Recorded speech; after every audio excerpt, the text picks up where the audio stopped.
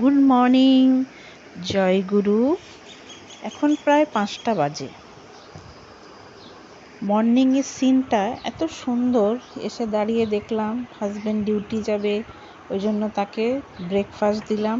Breakfast দেওয়ার পরে তার স্নান হয়ে গেছে, স্নান করে গুরুর নাম করে সে তুলসী তলায় ধূপকাঠি লাগিয়েছে।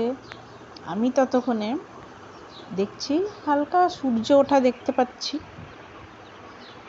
তো একটু ভিডিও করে দেখলাম, ভাবলাম দেখি সবাইকে শেয়ার করি দিনে আর বিকেলের সিনটা। তাহলে আপনারাও দেখুন যে দিনে কেমন ছিল আর বিকেলে কি ওয়েদার হয়েছে।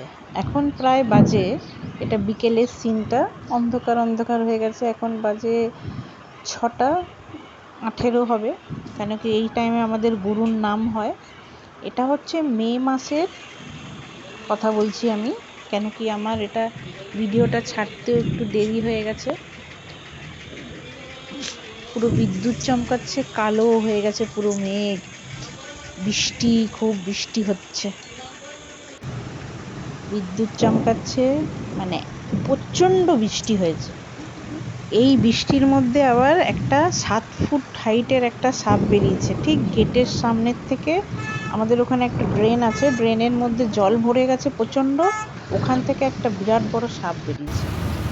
ওই সাপটা জাস্ট গেটের সামনে লম্বা লম্বি দাঁড়িয়ে রয়েছে, মাঝে মাঝে বিদ্যুৎ চমকাচ্ছে, ওই আলোতে দেখা যাচ্ছে। আর করিডোরের লাইট আছে, তো ওই স্নেক নিয়ে ফটো আর একটু ভিডিও, হালকা উপর থেকে ভিডিও করা হয়েছে তো অত বোঝা যাচ্ছে না, কিন্তু হালকা হালকা বোঝা যাচ্ছে যে স্নেকটা যাচ্ছে বলে। আপনারা দেখতে পাবেন, এখানে একটু ভিডিও দিয়েছি। এখানে এই যে ঠিক এই জায়গাটার থেকে স্নেকটা বেরোচ্ছে, উপর থেকে আমরা দেখতে পেয়েছি। হাজব্যান্ড দাঁড়িয়ে ছিল ব্যালকনিতে।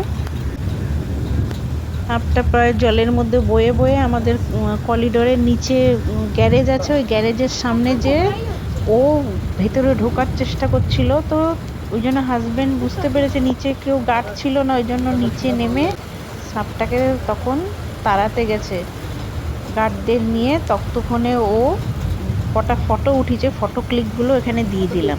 দেখুন মানে বিরাট বড়, কিন্তু যেহেতু একটু পাথর গায়ে মারেনি, সামনে ছুঁড়েছে তো একটু মুড়িয়ে গেছে, কিন্তু সাপটা বিরাট বড়। যে ফটোগুলো তোলা হয়েছে